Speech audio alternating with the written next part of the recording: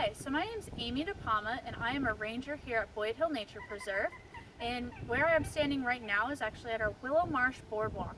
So over here you'll see our Lake Magori island and our marsh.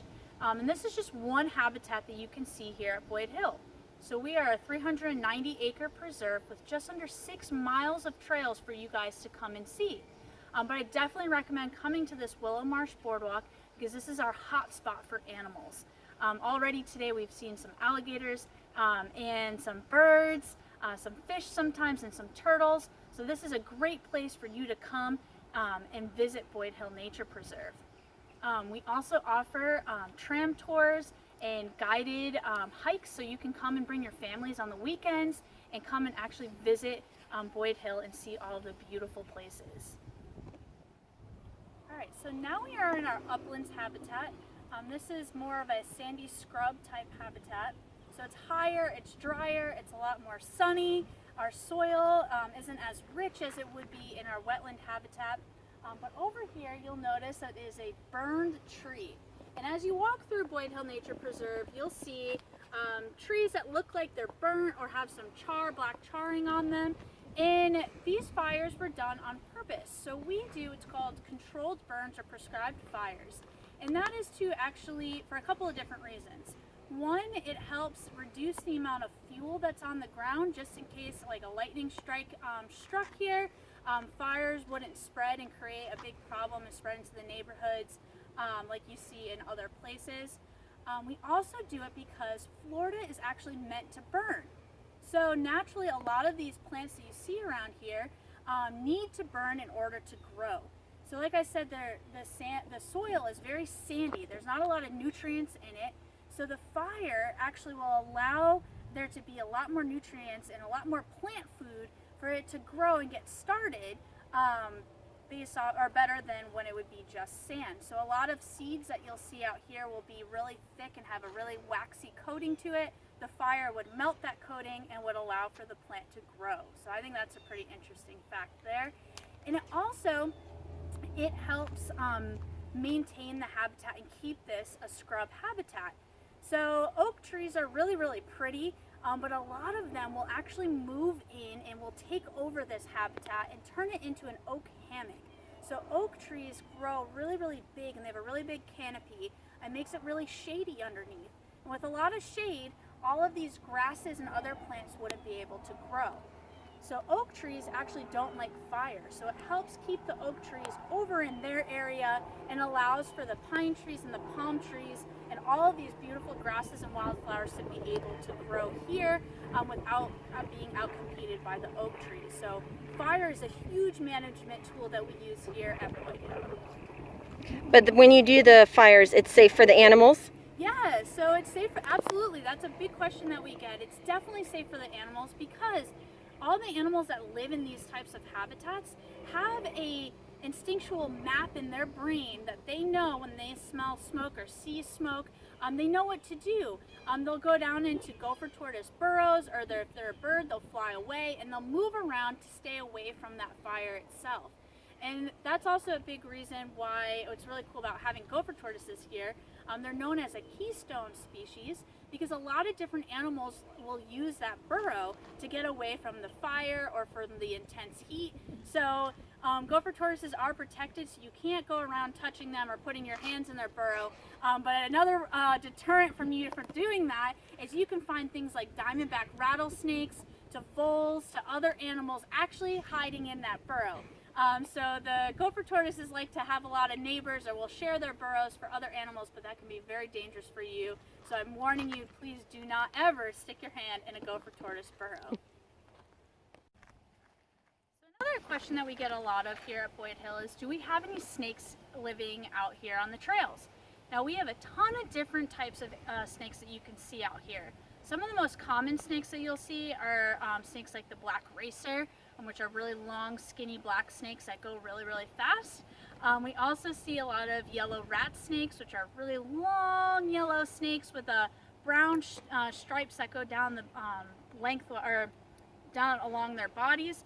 But those you'll find a lot in the trees. They're arboreal snakes, so they'll be climbing up into the palm trees.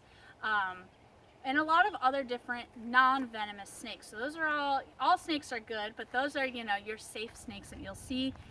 But we also have a question of, do we have venomous snakes here? We do have 3 species of venomous snakes that call Boyd Hill their home. We have the eastern diamondback rattlesnake, coral snakes, as well as the water moccasin or cottonmouths.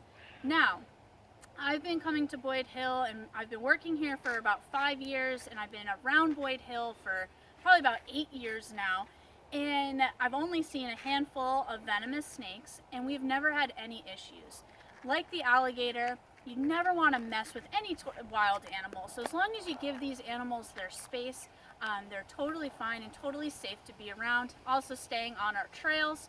The biggest thing, these animals provide a really important niche into the ecosystem. So they're all part of the food web, so we need them.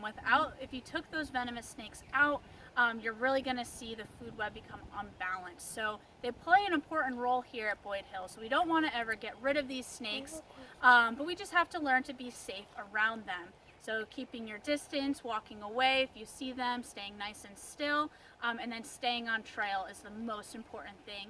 And then you won't have to worry about venomous snakes here at Boyd Hill.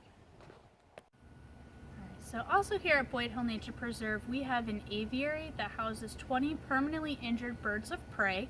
So you can come and actually take a walk in front of our aviary and see things like bald eagles, hawks, owls, falcons, and vultures. And here with me I have Carson, and she is our female American kestrel, which is the smallest falcon in North America. So when you see this tiny bird, you don't think of her as being a bird of prey or a raptor, but she actually is. And she can also take down a bird about her size, so little sparrows.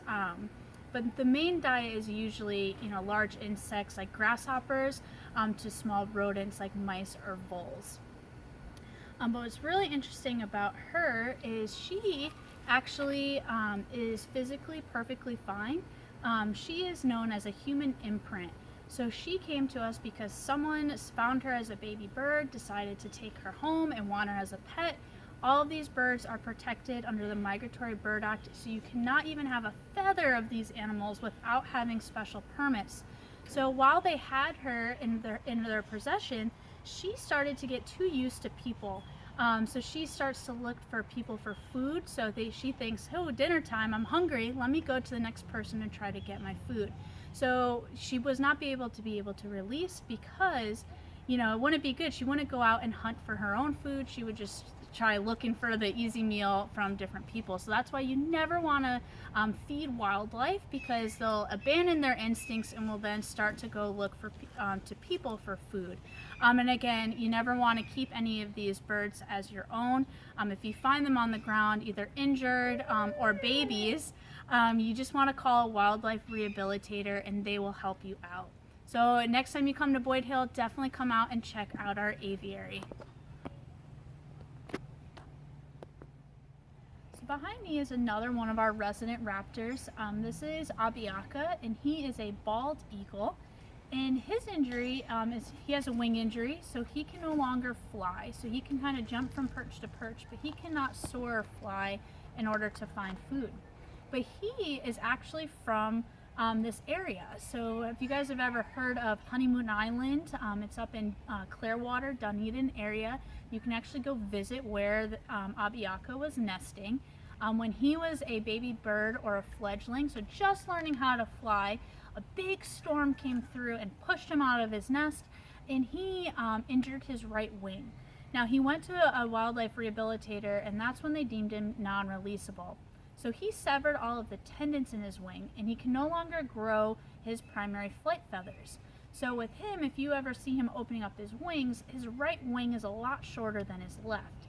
Now, if you ever throw a paper airplane, and if one of your wings on your paper airplane is missing the tip or is crinkled or not two perfectly good wings, your paper airplane is going to fall to the ground. And that's exactly what happens with Abiaka when he tries to fly.